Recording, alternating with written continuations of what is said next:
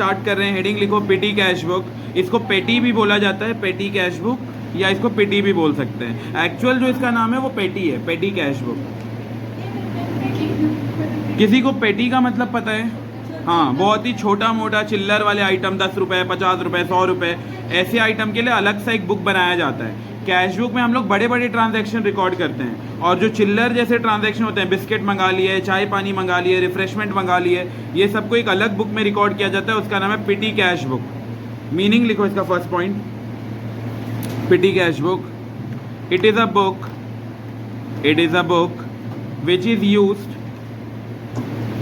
it is a book which is used for recording, it is a book which is used for recording expenses involving small amount, it is a book which is used to record for recording expenses involving small amount। मतलब जो बहुत ही चिल्लर type के खर्चे हैं, छोटे मोटे खर्चे हैं, उनको एक सेपरेट बुक में रिकॉर्ड किया जाता है, और वो बुक को बोला जाता है पेटी कैश बुक या पेटी कैश बुक।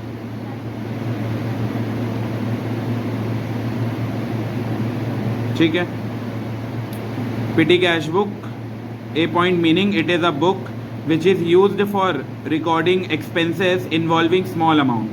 अगला पॉइंट लिखो, receipt from main cashier, receipt from main cashier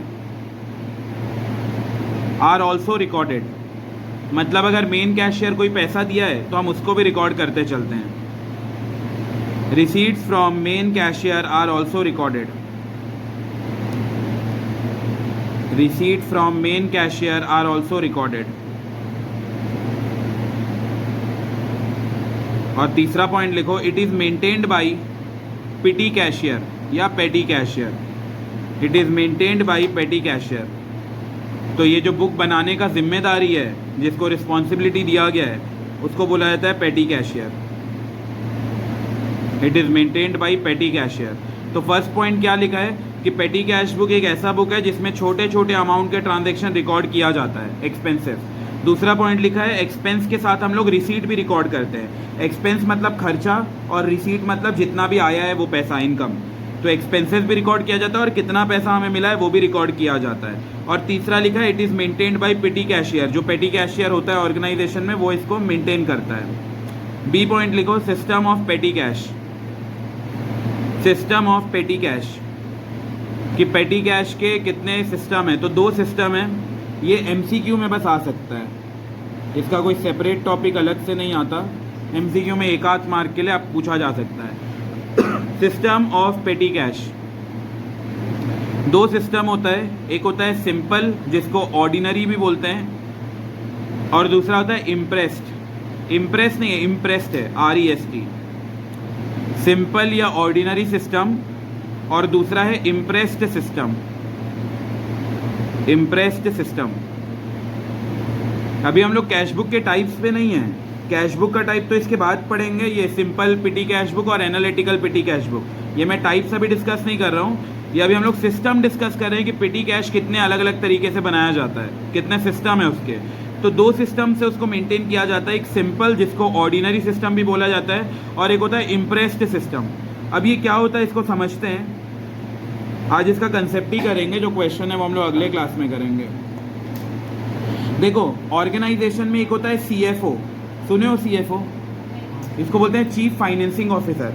जो भी पैसे उसे का काम डील करता है ना, उसको बोलते हैं चीफ फाइनेंसिंग ऑफिसर। हम अकाउंटेंसी में इसको बोलते हैं हेड कैशियर। हेड कैशियर मतलब जिसके पास सारा जिम्मेदारी रहेगा, छोटा खर्चा, बड़ा खर्चा, जो ओवरऑल पूरे ऑर्गेनाइजेशन का पैसे का लेन देन से रिलेटेड आइटम का रिस्पॉन्सिबिलिटी है, उसको बोलते हैं हेड कैशियर। हेड कैशियर के पास सारा जिम्मेदारी रहता है, पैसा कितना आया, कहाँ से आया, वो पूरा रिकॉर्ड करने का काम होता है हेड कैशियर का। अब हेड कैशियर बोलता है मेरे पास बहुत सारा काम है, तो जो छोटे छोटे चिल्लर भर का काम है वो मैं नहीं करूँगा, वो अपने अंडर एक दूसरा कैशियर लगाता है, उस कैशियर को बोला जाता है पेटी कैशियर। इसको बोला जाता है पेटी कैशियर। पेटी कैशियर क्या करता है, ये बस वही आइटम रिकॉर्ड करता है जो बहुत स्मॉल अमाउंट है, और जो बड़ा बड़ा अमाउंट का ट्रांजैक्शन है वो कौन रिकॉर्ड करता है, हेड कैशियर। तो वो ये याद रखना है। कुछ ऑर्गेनाइजेशन में ऐसे होते हैं कि सिर्फ एक ही कैशियर होता है, वही दोनों संभालता है, लेकिन जो बड़े बड़े ऑर्गेनाइजेशन होते हैं उनमें दोनों अलग अलग होते हैं। पेटी कैशियर कोई और रहेगा जो छोटे छोटे ट्रांजैक्शन संभालेगा, और हेड कैशियर कोई और रहेगा जो बड़े बड़े ऑर्गेनाइजेशन के ट्रांजैक्शन को संभालेगा। तो अब होता क्या है, जैसे मान लो मंथ स्टार्ट हुआ, अज्यूम कर लेते हैं अभी सितंबर चालू होने वाला है, तो सितंबर 1 तारीख स्टार्ट हुआ, तो सितंबर 1 को ही क्या करेगा, जो हेड कैशियर है वो पिटी कैशियर को एक अमाउंट दे देगा। मान लेते हैं लेट से 10,000 रुपये दे दिया। मंथ के स्टार्ट में जो हेड कैशियर है वो पेटी कैशियर को बोला 10,000 ले और तू सारा खर्चा उर्चा देख लेना, क्या क्या खर्चा है वो सब। फिर पेटी कैशियर क्या करेगा, पूरे महीने भर के खर्चे यही 10,000 से सेटल करेगा कि इसमें ये है उसमें वो है, सारे खर्चे को सेट ऑफ करेगा। मान लो कि पैसा अज्यूम कर लेते हैं 200 रुपये टोटल हो गया 9,000 रुपये। पूरे महीने भर के खर्चे कितने हो गए, 9,000 रुपये।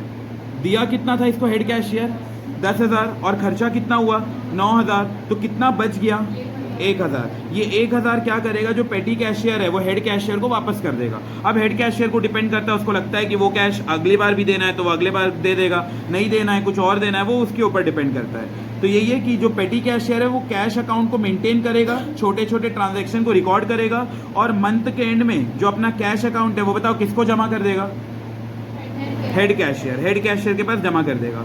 तो ये सिस्टम को हम लोग कौन सा सिस्टम बोलते हैं, हेड कैशियर। सिंपल या ऑर्डिनरी सिस्टम, आया समझ में। अच्छा ये बताओ, इसमें विंडो ड्रेसिंग हो सकता है कि नहीं, ये सिस्टम में कैसे हो सकता है विंडो ड्रेसिंग। विंडो ड्रेसिंग मतलब हुआ कुछ और दिखा कुछ और रहे हैं, कैसे हो सकता है। हाँ करेक्ट, मान लो पेटी कैशियर का एक्चुअल में खर्चा हुआ है 5,000, लेकिन वो 4,000 का नकली बिल बना दिया। आजकल बिल तो कोई भी बना देता है, थोड़ा पैसा दो ऐसे ही वो बिल बना के दे देगा। तो कोई बिल बना दिया ऐसे आलतू फालतू, एक्चुअल में खर्चा 5 हुआ है लेकिन 4,000 का एक्स्ट्रा बिल बन गया है, तो 4 और 5 टोटल कितना खर्चा दिख रहा है 9,000। तो 9,000 वो पे कर देगा, ऐसा दिखाएगा कि मैं पे किया हूँ, जबकि 4,000 उसके जेब में चला जा रहा है। तो इसमें बहुत फ्रॉड वॉड का चांसेस था। तो इसीलिए हम लोग अगला भी सिस्टम पढ़ेंगे कि इम्प्रेस के सिस्टम क्या होता है। सिंपल ऑर्डिनरी क्लियर हुआ सबको कि मंथ के स्टार्ट में पैसा दिए और मंथ के एंड में जो पेटी कैशियर है वो हेड कैशियर को पैसा या जो अकाउंट है कैश अकाउंट है वो जमा कर देगा। तो उसको बोलते हैं सिंपल या ऑर्डिनरी सिस्टम। लिखो इसका मीनिंग, बस ये एमसीक्यू में पूछ सकता है, इसके अलावा कोई ऐसा डिस्क्रिप्टिव टाइप का क्वेश्चन इससे एक्सपेक्टेड नहीं है। लिखो इन केस ऑफ सिंपल पेटी cash book, sorry simple system of petty cash, in case of simple system of petty cash, comma petty cashier is given appropriate amount, petty cashier को एक appropriate amount मिलता है, let's say 10,000 रुपये amount of cash, and after spending the amount he submit the petty cash account to head cashier। तो वो क्या करता है, जब पूरे ट्रांजैक्शन सेटल हो जाते हैं मंथ के एंड में, तो वो पेटी कैश बुक को उठाता है और हेड कैशियर को जमा कर देता है। बस इतना ही सिंपल है, इसलिए लिखा हुआ है simple system of petty cash. In case of simple system of petty cash, petty cashier is given appropriate amount of cash and after spending the amount he submit the petty cash account to the head cashier. हो गया लिखना।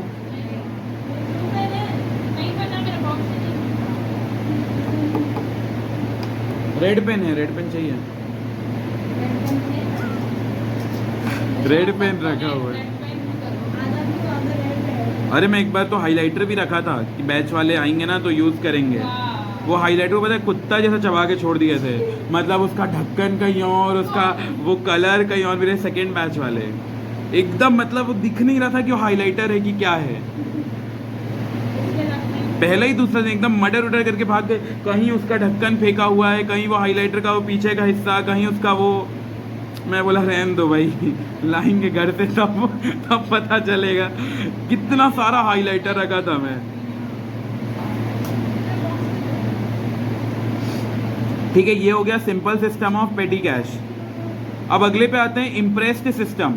देखो impressed system simple या ordinary system जैसे इसमें कुछ ज़्यादा change नहीं है, लेकिन ये बहुत अच्छा रहता है। क्यों अच्छा रहता है समझो।